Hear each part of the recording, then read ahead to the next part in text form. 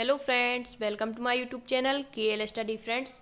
ये हमारे math pedagogy की सेकंड क्लास है सीटेट 2022 के लिए। ठीक है, तो इसमें हमारा जो सेकंड टॉपिक दिया गया है सिलेबस में गणित में तार्किकता। अब आपको केवल ये नहीं देखना कि आपके सिलेबस में मतलब गणित में तार्किकता सेकंड में है या फिर आपकी गणित की भाषा दी गई है या फिर गणित की प्रकृति। आपको सारे टॉपिक जितने भी आपके सीटेट की दृष्टि से इंपॉर्टेंट हैं यहाँ पर कवर कराए जाएंगे। तो ये हमारी सेकंड क्लास है और इसमें हम पढ़ेंगे गणित में तार्किकता, और हर बार 2 क्वेश्चन आपकी मैथ पेडागोजी में गणित में तार्किकता से बनते हैं। ठीक है, तो इस वीडियो में हम पढ़ेंगे गणित में तार्किकता, तार्किकता की परिभाषाएं 1-2 ही हैं, और तार्किकता के प्रकार। ठीक है, और किस तरह से क्वेश्चन बनते हैं ये भी यहाँ पर हम देख लेंगे। ठीक है, तो सबसे पहले है गणित में तार्किकता, या कह दें कि गणित में तर्क शक्ति। तो आपको पता होगा कि जो हमारी मैथ है या जो हमारी गणित है वो तर्क पर ही आधारित है, आपने पढ़ा होगा। ठीक है, इसके बाद आपको कल जब हमने गणित में प्रकृति पढ़ाई थी तो वहाँ पर बताया था कि गणित क्या होती है, अमूर्त होती है ना कि मूर्त होती है, सुदृढ़ होती है, अधिक विषयों की अपेक्षा अधिक सुदृढ़ होती है। ठीक है, ये भी हमने पढ़ा हुआ था। तो क्वेश्चन यहाँ पर क्या बनता है कि गणित के विषय में निम्न में से क्या सही है। तो ऑप्शन में दिया होगा आपका कि गणित अमूर्त होती है, गणित तर्क शक्ति पर आधारित होती है। तो इस तरीके से ऑप्शन बनते हैं। तो आपको याद रखना है, जब ये टॉपिक ही आपका है कि गणित में तार्किकता, तो गणित किस पर आधारित है, तर्क वितर्क पर आधारित है। ठीक है, अब देखते हैं, आपने CDP में पढ़ा होगा चिंतन। ठीक है, अब चिंतन भी कई प्रकार का होता है। अलग अलग विद्वानों ने, जैसे स्पीयरमैन है तो इन्होंने बताया स्वली चिंतन, अपसारी चिंतन के बारे में। ठीक है, यथार्थवादी चिंतन के बारे में। इसके अलावा भी चिंतन कई प्रकार का होता है। ठीक है, गहन चिंतन, एक सतही चिंतन होता है।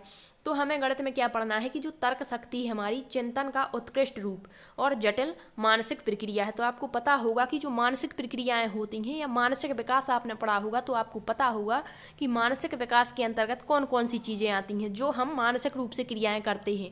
जैसे तर्क वितर्क हो गया, चिंतन हो गया, समस्या समाधान हो गया, बुद्धि हो गया, ये सारी चीज़ें, जैसे संवेदना हो गई, प्रत्यक्षण हो गया, ये सारी चीज़ें किसके अंतर्गत आती हैं, आपकी मानसिक क्रियाओं के अंतर्गत। तो जो आपकी तर्क शक्ति है वो क्या है, एक मानसिक प्रक्रिया है। ये आपको याद रखना है। पूछा जा सकता है कि निम्न में से कौन सी एक मानसिक प्रक्रिया है। अब ये आपकी यदि मैथ में नहीं पूछा जाएगा तो आपके CDP में ये क्वेश्चन बन जाता है। पूछ लेते हैं, आपने विकास के आयाम पढ़े होंगे, वहाँ पर मानसिक विकास होता है, शारीरिक विकास होता है। तो वहाँ पर पूछते हैं कि निम्न में से कौन सा एक पक्ष शारीरिक विकास के अंतर्गत आता है, या कह देंगे कौन सा एक पक्ष मानसिक विकास के अंतर्गत नहीं आता। तो जब आपको सारे मानसिक पक्ष पता होंगे कि कौन कौन से हैं, तो आप इसका करेक्ट आंसर दे देंगे। ठीक है, तो आपको ये मैथ में भी याद रखनी है कि यदि आपकी तर्क शक्ति दी गई है तो ये क्या है, एक मानसिक प्रक्रिया। जैसे ही आपके सामने इस तरह का शब्द किसी ने कहा कि तर्क शक्ति, तो आपके दिमाग में तुरंत क्लिक होना चाहिए कि यह एक मानसिक प्रक्रिया होती है। ठीक है, नेक्स्ट देखते हैं, जो तर्क होता है यहाँ पर कार्य कारण में संबंध स्थापित करके हमें किसी निष्कर्ष पर पहुँचाने और समस्या का समाधान करने में सहायता। मतलब जो तर्क शक्ति होती है या जितनी भी मानसिक प्रक्रियाएं होती हैं एक दूसरे से रिलेटेड होती हैं, मतलब जुड़ी हुई होती हैं। ठीक है, तो जो तर्क है, जैसे हमारे सामने कोई समस्या आ जाती है तो हम उसको सॉल्व करने के लिए अनेक तरह से कार्य कारण, मतलब कार्य में और क्या कारण है उसके पीछे, इसके संबंध में यदि हम संबंध स्थापित करेंगे तो तर्क का प्रयोग वहाँ पर किया जाता है। तो याद रखना, जो तर्क होता है वो कार्य कारण में संबंध स्थापित करता है और हमें जो हमारा निष्कर्ष है, मतलब जो हमारा लक्ष्य है, वहाँ तक पहुँचने में हमारी मदद करता है। समस्या को सॉल्व करने में यह हमारी मदद करता है, क्या, तर्क। ठीक है, अब यहाँ से आपका कोई भी यदि क्वेश्चन बनता है तो यदि आपको तर्क के बारे में पता है कि यह क्या प्रक्रिया होती है तो आप इसका करेक्ट आंसर दे देंगे।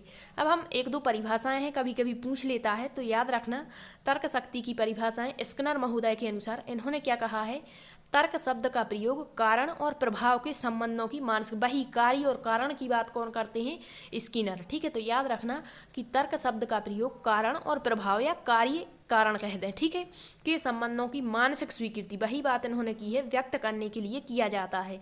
ठीक है, एक इसने कहा, स्किनर ने। नेक्स्ट परिभाषा है आपकी मन के अनुसार। इन्होंने क्या कहा है, तो तर्क उस समस्या को हल करने के लिए अतीत के अनुभवों को सम्मिलित रूप प्रदान करता है। मतलब जो तर्क होता है, यदि हमारी समस्या थोड़ी सी जटिल है तो हम हमारे जो अतीत में अनुभव में प्राप्त होते हैं उसको भी इसमें हम सम्मिलित कर लेते हैं उस समस्या को सॉल्व करने के लिए। ठीक है, तर्क में हम अतीत के अनुभव को शामिल करते हैं और जिनका केवल पिछले संसाधनों का प्रयोग करके हल नहीं किया जा सकता। मतलब यहाँ पर ये बात की गई है कि जो तर्क है ना तो केवल अतीत के अनुभव से और ना ही केवल वर्तमान के अनुभव से हम समस्या को सॉल्व कर सकते हैं। तो इसमें दोनों का मिश्रण इन्होंने बताने की बात की है और ये कौन करते हैं, मन। ठीक है। तो याद रखना ये दोनों इंपॉर्टेंट डेफिनेशन है। नेक्स्ट देख लेते हैं तर्क के सोपान।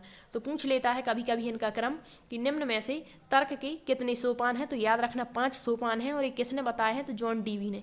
अब आपने सीडीपी में प्रभावशाली शिक्षा पढ़ी होगी या प्रभावशाली ही होती है, प्रभावशाली नहीं, प्रगतिशील। कौन सी, प्रगतिशील, ठीक है। जैसे हम एक होती है हमारी बाल केंद्र शिक्षा और एक होती है प्रगतिशील शिक्षा, ठीक है। तो प्रगतिशील शिक्षा के जनक माने जाते हैं जॉन डीवी, जिन्होंने लेबोरेटरी विद्यालय की स्थापना की थी। तो वही जॉन डीवी हैं जिन्होंने तर्क के 5 सोपान बताए हैं। अब इस सोपान कौन कौन से हैं, तो सबसे पहले हमारे सामने क्या आती है, समस्या आती है, ठीक है। तो समस्या की उपस्थिति, मान के चलिए हमारे सामने कोई समस्या आ गई है। अब हम इसे कैसे सॉल्व करेंगे, किस किस चरण से हमें गुजरना होगा, यही इसके सोपान होते हैं और ये किसने बताए हैं, जॉन डीवी ने बताए हैं, ठीक है। तो सबसे पहले हमारे सामने आएगी समस्या, तो समस्या की उपस्थिति। इसके बाद समस्या के बारे में हम क्या करेंगे, जानकारी प्राप्त करेंगे कि ये कैसे और क्यों आई समस्या, ठीक है।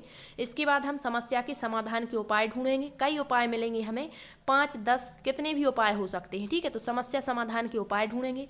फिर इन उपायों में से जो हमें सही लगेगा कि ये समस्या सॉल्व कर सकता है उपाय, तो केवल उसका चयन करेंगे। तो उपाय का चुनाव करना और फिर इसी उपाय का हम इसमें उपयोग कर देंगे, ठीक है। इस तरह से हमारी जो समस्या है वो सॉल्व हो जाएगी तर्क के माध्यम से, ठीक है। तो ये याद रखना, ये तर्क के सोपान जॉन डीवी ने बताए हैं। कितने होते हैं, 5 होते हैं। कौन कौन से, तो समस्या की उपस्थिति, समस्या के बारे में जानकारी, समस्या समाधान के उपाय, उपाय का चयन और उपाय का उपयोग। जब एक चयन कर लेंगे उपाय तो उसी का फिर हम उसमें प्रयोग करेंगे, ठीक है।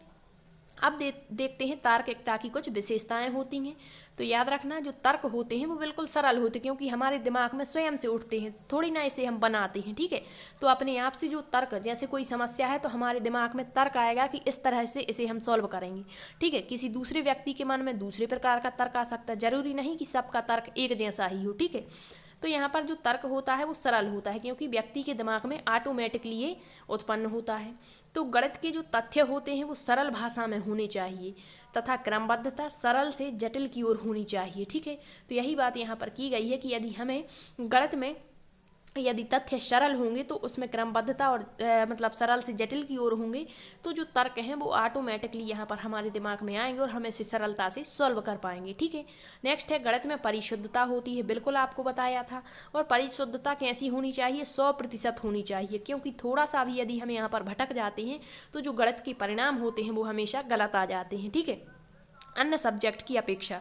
नेक्स्ट है सुस्पष्टता और यथार्थता, मतलब जो गणित की प्रकृति के ही यहाँ पर बात की गई है।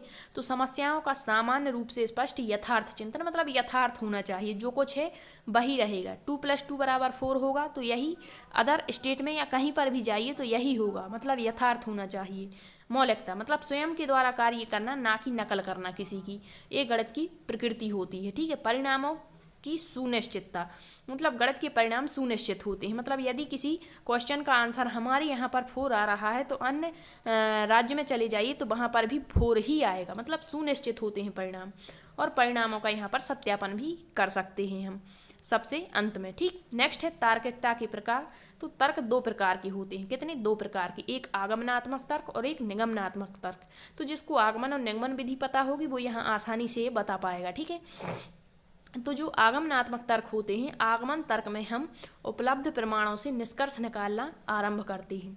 अधिकतर वैज्ञानिक तर्क जो हैं वो आगमन प्रकृति के होते हैं, मतलब पहले जो हमारे यहाँ पर उपलब्ध प्रमाण है, मतलब वर्तमान में, उन्हीं से निष्कर्ष निकालेंगे। लेकिन जो निगमन तर्क होते हैं उसे हमें पहले से यहाँ पर क्या दे दिए जाते हैं, कथन, और उसके आधार पर निष्कर्ष निकालते हैं। मतलब आगमन में तुरंत जो हमें प्रमाण दिए जाते हैं उसके आधार पर, और यहाँ पर पहले से जो हमें प्रमाण दिए गए हैं उसके आधार पर निष्कर्ष निकालते हैं। और जो आगमन विधि होती है इसमें उदाहरण से नियम की ओर जाते हैं, जबकि निगमन विधि में नियम से उदाहरण की ओर जाते हैं, ठीक है। तो आई होप आपको गणित की तार्किकता आसानी से समझ में आ चुकी होगी। नेक्स्ट वीडियो में हम करेंगे गणित की भाषा, गणित के सूत्र, संकेत, चिन्ह क्या होते हैं, ये सारी चीज़ें नेक्स्ट वीडियो में।